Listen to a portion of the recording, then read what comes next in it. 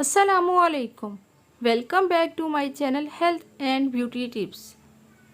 तंदुरुस्ती हज़ार नेमत है, पेशी खिदमत है कुछ ऐसे नुस्खे जो कि आपको सेहत और तंदुरुस्ती बख्शेंगे।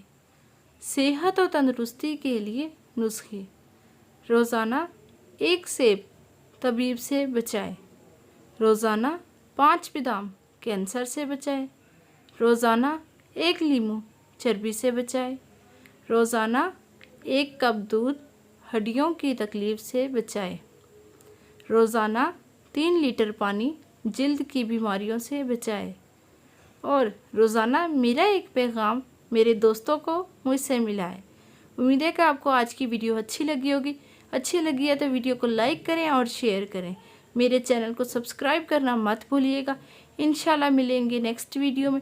तब तक के लिए अल्लाह हाफिज़। दुआ में याद रखिएगा। अल्लाह निगहबान।